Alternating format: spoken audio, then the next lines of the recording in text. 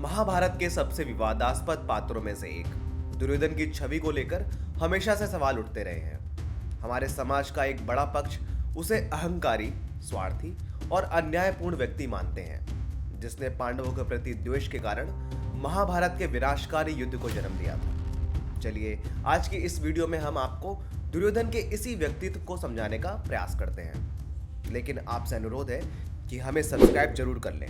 आप में से लगभग 90% लोगों ने हमारे चैनल को सब्सक्राइब ही नहीं किया हुआ है।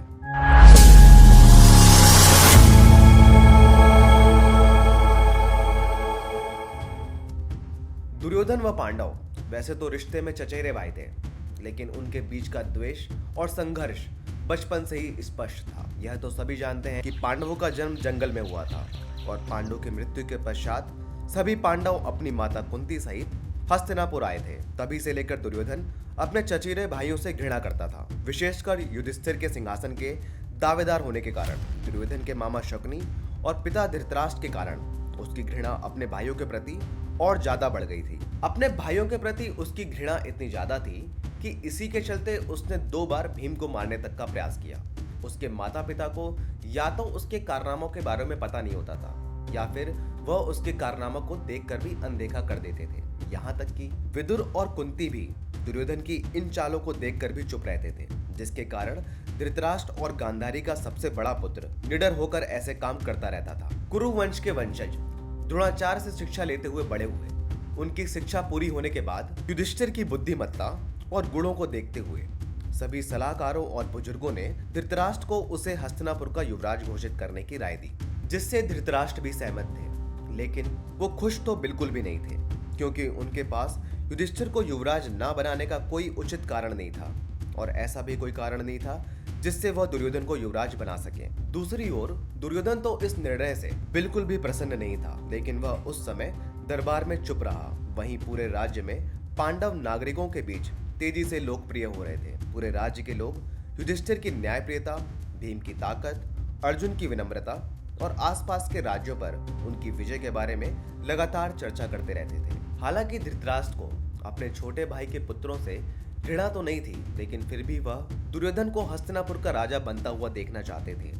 दूसरी ओर दुर्योधन अपने मामा शकुनी, भाई दुशासन और नए नए बने मित्र कर्ण की मदद से पांडवों को अपने रास्ते से हटाने के षड्यंत्र की योजना कर रहा था। षड्यंत्रवश दुर्योधन ने धृतराष्ट्र से जाकर कहा कि अगर पांडवों को प्रजा की नजरों से दूर रखना है तो उन्हें हम वाणावत भेज देते हैं। धृतराष्ट्र को भी दुर्योधन की यह योजना बहुत पसंद आई, लेकिन उसने अपने पिता को यह नहीं बताया था कि वह वाणावत में उन्हें मारने की योजना बना चुका है, जिसके लिए उसने पुरोचन नामक व्यक्ति को एक ऐसा ज्वलनशील महल बनाने के लिए नियुक्त किया जिसके द्वारा पांडवों को जलाकर मारा जा सके। जिसके बाद धृतराष्ट्र ने युधिष्ठिर को अपने भाइयों के साथ वाणावत जाने का निर्देश दिया। पांडवों को इस षड्यंत्र के बारे में नहीं पता था, इसलिए वे खुशी खुशी उनकी बात मानकर अपनी मां के साथ वाणावत के लिए निकल गए।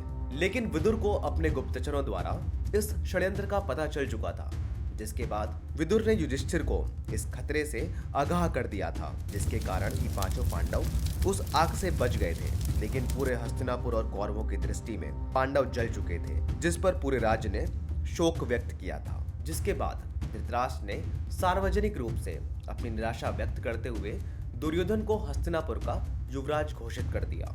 लेकिन दुर्योधन की यह खुशी ज्यादा दिन तक नहीं रह सकी, क्योंकि कुछ दिन बाद ही विदुर ने पांडवों के वाणावत से भाग निकलने और द्रौपदी के स्वयंवर की सूचना धृतराष्ट्र को दी। यह सूचना सुनने के पश्चात राजा ने अपनी प्रसन्नता व्यक्त की, जो कि वास्तव में प्रसन्नता से अधिक मजबूरी थी, जिसे बाद में दुर्योधन के सामने उन्होंने अपनी अप्रसन्नता के रूप में उसको व्यक्त किया था। दुर्योधन का मानना था कि हस्तिनापुर उसकी विरासत है, जिसके बाद भीष्म पितामह के परामर्श के बाद हस्तिनापुर राज्य को पांडवों और कौरवों में आधा आधा बांट दिया गया। बंटवारे के कुछ वर्षों तक तो शांति बनी रही, जब तक कि युधिष्ठिर ने राजसूय यज्ञ सफलतापूर्वक संपन्न नहीं कर लिया था। जिसके बाद उस यज्ञ के कारण दुर्योधन ईर्ष्या से और भी जलने लगा, क्योंकि बंटवारे के समय जो स्थान पांडवों को मिला था, जिसे उस समय खांडवप्रस्थ के नाम से जाना जाता था, वह अब इंद्रप्रस्थ में परिवर्तित हो चुका था और पांडव अब पहले से अधिक शक्तिशाली हो चुके थे। इसलिए दुर्योधन अपने पिता धृतराष्ट्र के पास गया और अपनी निराशा व्यक्त की और अपने पिता को पांडवों के साथ एक पासों के खेल के लिए आमंत्रित करने को कहा। हालांकि धृतराष्ट्र को उस खेल के बारे में संदेह तो था और वह पांडवों से किसी भी प्रकार के टकराव से बचना भी चाहते थे, क्योंकि वे जानते थे कि राजसूय यज्ञ के बाद पांडवों के पास बहुत शक्तिशाली सहयोगी हैं। लेकिन अपने पुत्र के हट के आगे वह झुक गए, यहाँ तक कि उन्होंने विदुर तक की बात नहीं मानी। फिर क्या था, वह छल से भरा खेल हुआ जिसमें पांडव अपना सब कुछ हार गए और भरी सभा में द्रौपदी को लज्जित किया गया।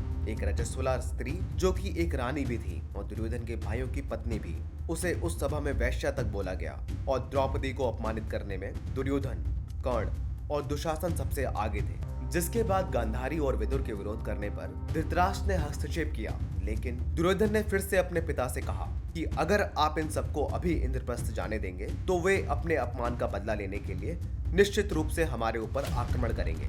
इससे अच्छा है हम इनसे इनकी संपत्ति छीनकर दूसरे सहयोगी राज्यों में बांट देते हैं और इनको वनवास पर भेज देते हैं, जिसके बाद हम और भी अधिक शक्तिशाली हो जाएंगे। इस तर्क से गांधारी को बहुत आश्चर्य हुआ।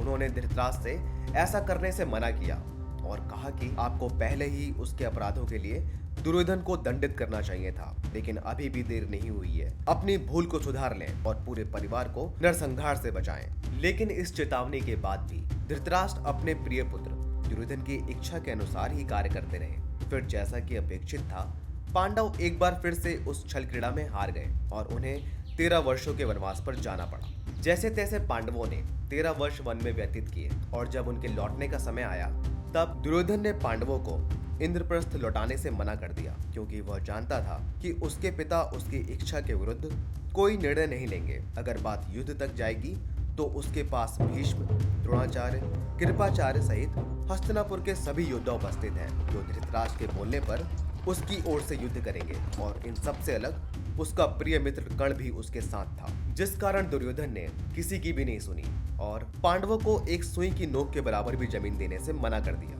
दुर्योधन अपने अहंकार और द्वेष में इतना लिप्त था कि उसके कानों पर विदुर, श्री कृष्ण, भीष्म पितामह और अंत में अपने पिता धृतराष्ट्र की युद्ध न करने और पांडवों को उनका राज्य वापस करने के परामर्श का कोई प्रभाव नहीं पड़ा। और अंत में उसकी पांडवों के प्रति ईर्ष्या और अहंकार के कारण महाभारत युद्ध ने जन्म लिया और उसके अंत के साथ ही 18 दिनों तक चले उस महायुद्ध का अंत हुआ। हम आशा करते हैं आपको यह वीडियो अवश्य ही पसंद आई होगी। अगर आपको यह वीडियो पसंद आई है तो अपने दोस्तों व परिवार के साथ अवश्य ही शेयर करें। लेकिन क्या आप जानते हैं, वन में पांडवों का 13 वर्षों का संघर्ष उस महायुद्ध की तैयारी भी था? अगर नहीं तो इस वीडियो पे क्लिक करके जान सकते हैं। अगर आपने अभी तक हमारा चैनल सब्सक्राइब नहीं किया है तो प्लीज कर लें। धन्यवाद।